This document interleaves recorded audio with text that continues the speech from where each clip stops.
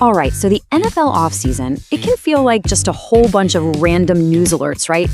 But what you're really watching is a massive league-wide game of chess. Every single signing, every promotion, every contract negotiation, it's a calculated move. So let's dive in and see how the board is being set for the season ahead. Here's what we're going to get into. We'll start with the opening moves on this chessboard. Then, we'll look at how teams are investing in their foundations, the really core stuff. After that, we'll get into the high-stakes game of keeping your star players happy. We'll also break down the patient strategy behind a quarterback's big comeback. And finally, we'll ask that big question: what's the next move? You gotta understand, every single thing a team does right now is a deliberate play.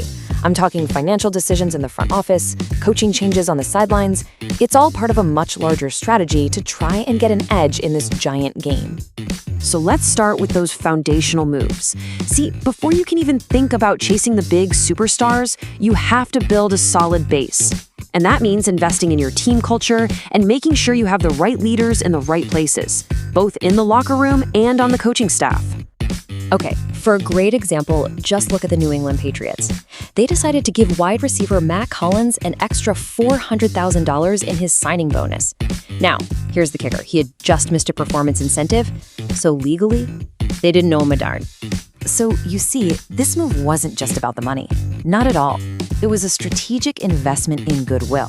Think about it. When your team's smack in the middle of a rebuild, sending a message that you actually value your players and want to keep that locker room chemistry strong, well, that can be just as important as any stat on the field. And here's another perfect example of a foundational move. Over in Los Angeles, the Rams are promoting Nate Shilhazy to offensive coordinator. Instead of going out and looking for a big name, they identified young talent right there in their own building. It's a classic blueprint. Maintain stability, keep your offensive philosophy going, and develop your next generation of coaches, all at the same time. Smart. All right, so once you have your foundation set, what's next? Well, you have to protect your most valuable pieces on the board. This is the high-stakes game of locking down your star players, and let's be honest, it's where some of the biggest off-season drama always happens. It's really the central question every single general manager has to answer. How do you keep your best players on the team, keep them motivated, and keep them happy? Let's look at two totally different situations playing out right now with the Ravens and the Chiefs. For the Baltimore Ravens, the focus is laser sharp on their star center, Tyler Linderbaum. This guy is a key leader on their O-line, and he's one of their top guys heading for free agency. What's so interesting is that their GM, Eric DeCosta, has been super open about it all, even confirming that the negotiations still have, and I quote, work to do. That's a very public way of saying this is our top priority. Now, let's contrast that with the Kansas City Chiefs. They are playing this completely differently. Head coach Andy Reid is out here actively managing what people are saying. He used this very blunt quote to just shut down all the rumors about a reunion with Tyreek Hill, while at the same time confirming that, yeah, quiet talks are happening about Travis Kelce's future. It's really a masterclass in controlling the narrative. Some of the most important moves on the chessboard aren't about money or contracts at all. They're about people and a whole lot of patience.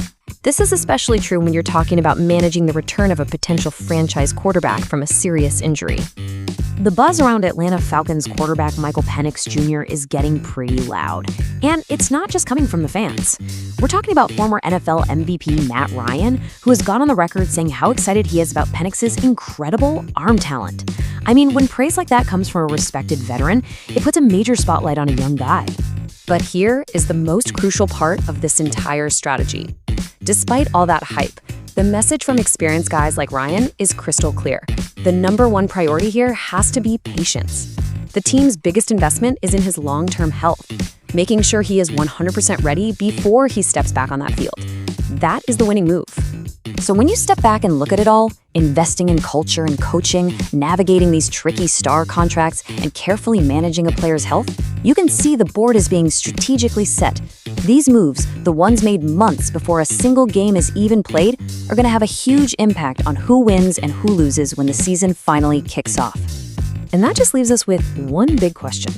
When you look at the whole board, the Patriots' culture play, the Rams' coaching stability, the Ravens' public contract talks, or that patient approach with a young QB, which team do you think made the smartest opening move in this offseason chess match?